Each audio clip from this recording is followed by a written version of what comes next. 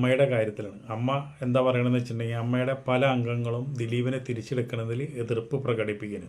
ഈ എതിർപ്പ് പ്രകടിപ്പിക്കുന്ന വ്യക്തികൾക്ക് അവർക്ക് സ്വാർത്ഥ താല്പര്യങ്ങളുണ്ട്. കാരണം എന്താണെന്ന് വെച്ചിട്ടുണ്ടെങ്കിൽ അവർ അമ്മയുടെ ഒരു ജനറൽ ബോഡിക്കും കാണില്ല, അമ്മ വിളിച്ച ഒരു പരിപാടിക്ക് വരില്ല, അതിനെ കയറി വിമർശിക്കുന്ന ആൾക്കാരാണ് ഇവരൊക്കെ ഈ ഒരു സംഘടനയിൽ ഒതുങ്ങി നിൽക്കുന്ന ആൾക്കാരൊന്നല്ല.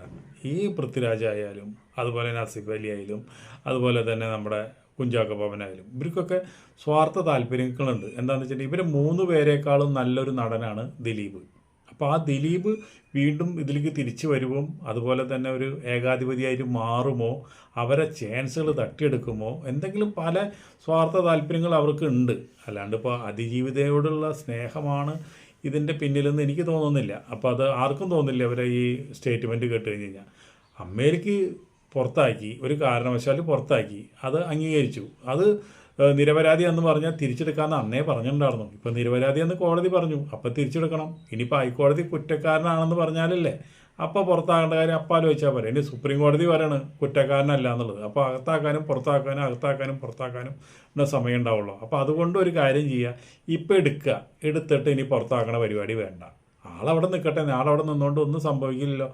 മുമ്പ് തന്നെ ദിലീപ് അങ്ങനെ ഒരു ക്രിമിനൽ ബുദ്ധിയുള്ള ഒരു വ്യക്തിയൊന്നുമല്ല. ഇത്രയും വലിയൊരു കാര്യമൊക്കെ എക്സിക്യൂട്ട് ചെയ്യാനൊന്നും ദിലീപിന് പറ്റില്ല. ദിലീപ് എന്ന് പറഞ്ഞു കഴിഞ്ഞാൽ ഒരു കൊച്ചുകുട്ടിയുടെ മനസ്സുള്ള ഒരു വ്യക്തിയാണ്. അദ്ദേഹം എപ്പോഴും കളിച്ചും ചിരിച്ചും ഇങ്ങനെയൊക്കെ മിമിക്രിയൊക്കെ കളിച്ച് നടക്കുന്ന ആൾക്ക് ഇത്രയും വലിയൊരു കൂർമ്മ ബുദ്ധിയോ ഇങ്ങനെയുള്ള കാര്യങ്ങളൊന്നും ഉണ്ടാവില്ല.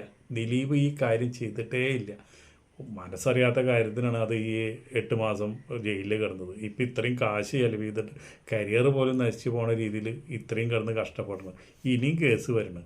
യഥാർത്ഥത്തിൽ ഈ കേസിൻ്റെ കംപ്ലീറ്റ് കാര്യങ്ങൾ ജനങ്ങൾ വിശ്വസിക്കണമെങ്കിൽ ഈ ഒരു CBI വന്നിട്ട് ഇവിടെ കാര്യങ്ങൾ അന്വേഷിക്കട്ടെ. CBI വന്നാൽ മാത്രമാണ് ഈ കേസ് ആൾക്കാർ വിശ്വസിക്കുള്ളൂ. ഇവിടെ ഏത് ഏജൻസിനെ അന്വേഷിച്ചിട്ടും ഒരു കാര്യമില്ല. ഇനിയിപ്പോൾ നമ്മുടെ ഹൈക്കോടതിയിൽ പോയാൽ എന്തായാലും ഒരു പുനരന്വേഷണത്തിന് ഉത്തരവിടും. അല്ലാണ്ട് ഇപ്പോൾ ഈ രേഖകൾ മാത്രം റെഫർ ചെയ്തുകൊണ്ട് ഒരു കേസിൽ ഒരു വിധിയിലേക്ക് കടക്കില്ല ഹൈക്കോടതി.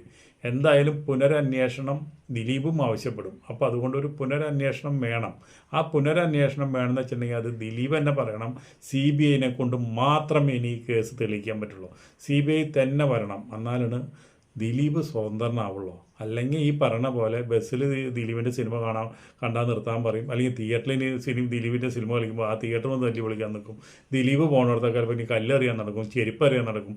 നമ്മുടെ കേരളത്തിലുള്ള ജനങ്ങൾ ഈ സ്വഭാവം എങ്ങനെയാണ്, രാഷ്ട്രീയക്കാരെ അവർ ചെയ്യുന്നുണ്ട്. അതേപോലെ CBI വരട്ടെ. CBI വന്നാലാണ് ഈ കേസൊക്കെ ശരിക്കാണ്ട് തെളിഞ്ഞു പോകും.